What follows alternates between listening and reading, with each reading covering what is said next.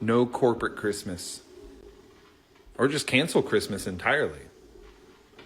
Because they're still not listening to us.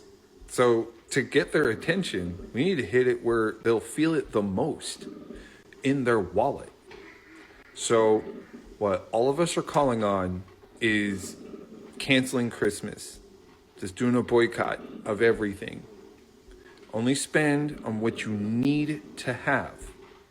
I've also been calling it no corporate Christmas, which means we're not buying anything from corporations. Okay, guys, you heard the man. He said we are boycotting Christmas this year. No corporate Christmas. Don't give any of those companies your money. In fact, they are playing in our faces right now, and I want to talk about it today.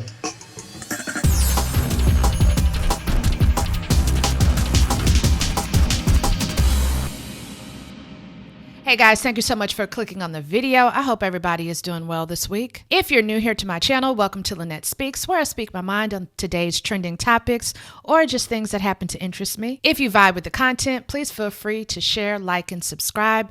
And don't forget to hit that notification bell for updates. Now let's just get right into it. So my initial reaction to canceling Christmas was like, oh no. I'm not canceling anything.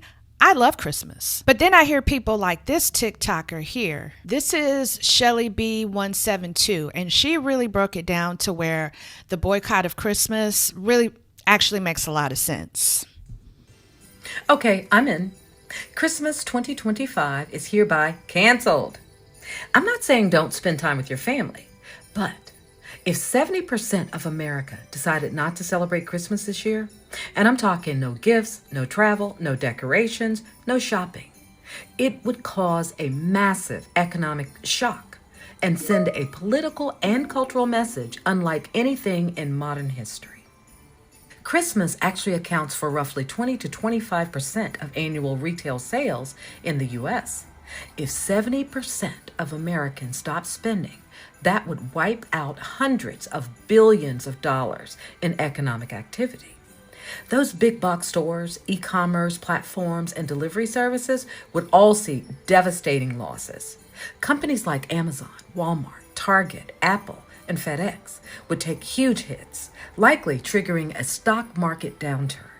Investors would panic over lost holiday revenue. Some of those companies wouldn't recover. Airlines, hotels, and car rental companies, they rely heavily on holiday travel. Their bookings would plummet.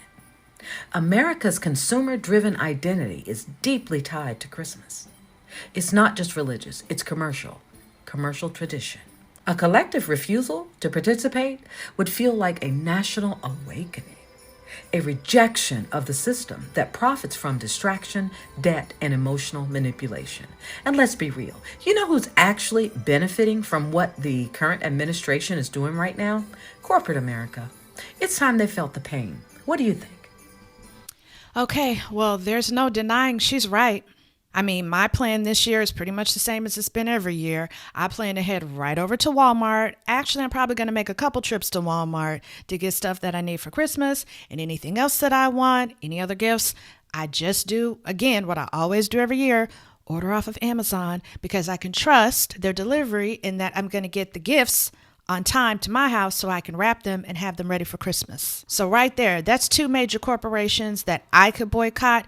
And if we were to all go through with canceling Christmas and to boycott these corporations, yes, it would be very powerful and it would be very impactful. And it would send a very clear message, especially if we don't travel for the holidays. Like she said, we don't get hotel rooms. We don't do any shopping. We don't go to the malls. We don't go online. It all makes sense on paper, but here's the reality. These corporations have us in a chokehold, and they know it. They know that no matter how badly they treat us while taking our money, we don't have the willpower to just cut them off. They own us, and right now, they're laughing in our faces and mocking us because they know it's true. Don't believe me? Look at what happened over there at Starbucks. And Starbucks was one of the places that I personally was boycotting, along with Target. And right when I thought that we were making an impact, especially when I started to see all over social media how badly Starbucks was doing, right? And how the business was terrible and things were collapsing. No one was going to Starbucks anymore. Look at what they went and did. Y'all really showed the entirety of y'all's asses over a bare cup from Starbucks that looks like it came from Dollar Tree. Checks out. Cause y'all stay doing the most in the name of overconsumerism, even though y'all claim y'all broke and ain't got no money. If you missed it, this drop happened at Starbucks on November 6th. They dropped the holiday menu, merch, and a Hello Kitty collab. And the big ticket item that everybody wanted for some reason was this $30 bare glass tumbler thing. I mean, it is cute, but honey, this looks like something that you could DIY yourself. Right when Starbucks was doing terribly, they were down bad, they found a way to get everybody talking. They found a way to go viral and get everybody running into their stores. And in my eyes, Starbucks just proved what kind of power they really have over the consumer and over their patrons. I mean, they made a mockery of their patrons, having people standing outside for hours in the cold, waiting in line, waiting in those long lines, stalking Starbucks employees, fighting with the Starbucks employees because they were peeking through the windows to see that the employees actually wanted to buy the barista cups, and so they came in wanting to report the employees, like how dare they get their hands on the barista cups, they're not supposed to be shopping on the clock. If you really want my honest opinion, I think with all this that Starbucks knew was going to be going on, the least they could have done for their employees, just give them the cups. They could have just given each employee one of the cups. That would have been at least a nice thing to do. So the employees could be like, look, if you're an employee of Starbucks, you get the cup. Calm down. They shouldn't have had the employees fighting about the cups. Anyway, that's just my take. Getting off track. Anyway, the thing that was really messed up was the fact that Starbucks intentionally only sent out about 2 cups per store. Really? I mean, the juxtaposition of people actually standing in long lines for food at food banks and food pantries, and people also standing in long lines for the Starbucks barista cups. Insane. Newest holiday product. This is their new 20-ounce glass barista cup.